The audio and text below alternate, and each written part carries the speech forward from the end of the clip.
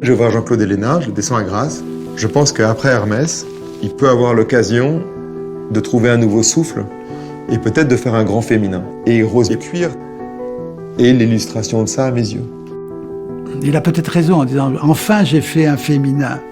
On va voir la réaction des femmes et des hommes. Ça m'intéresse de voir. Est-ce que je l'ai fait malgré moi? J'ai toujours pensé en sentant le travail de Jean-Claude qu'un peu comme un Picasso, il aurait plusieurs périodes. Il y a une première période où j'étais très très complexe. Puis après, il y a une seconde période où j'étais... On a dit minimaliste, mais je n'aimais pas tellement ce mot de minimalisme, parce qu'en fait, le minimalisme évite les émotions, alors que je ne voulais que parler d'émotions. Alors, qu'est-ce que pouvait être une troisième voie? Aller à l'essentiel. Je précise encore plus mon propos, je raccourcis encore plus ma formule. C'est vrai qu'après quelques mois de recul, quand je ressens Rose et Cuir, je suis très content d'avoir eu l'idée d'aller chercher Jean-Claude, parce que c'est un des plus beaux parfums qu'il ait fait à mes yeux. Ça m'est arrivé de penser, je dis, mais mince, c'est dommage que j'en sache autant et que je sois si vieux. Il y a des choses que je me permets aujourd'hui que je n'aurais jamais fait quand j'étais jeune.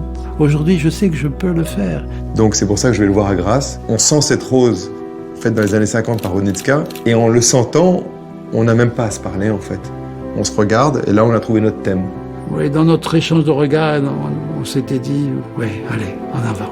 Il y a 70 roses sur le marché qui s'appellent rose quelque chose. Et puis là, on a une rose cuir. Alors pour moi, rose cuir, évidemment c'est une rose, mais on ne le découvre pas tout de suite. C'est-à-dire il y a la surprise. Rose parce que c'est l'interprétation de la rose par Jean-Claude Ellena. Ce cuir parce que ce cuir très dépouillé m'évoquait un ciel bleu un lendemain de Mistral. La notion de cuir, j'aimais bien parce que très troublant comme odeur. Et ça me donnait la partie sombre de la fleur. C'est ça le déroulé du parfum. Tout est clair, tout est pur, tout est net. C'est une rose lumineuse. Mais au fond, cette rose, c'est un peu comme une rose photographiée par Warhol. C'est une rose recomposée par un artiste moderne.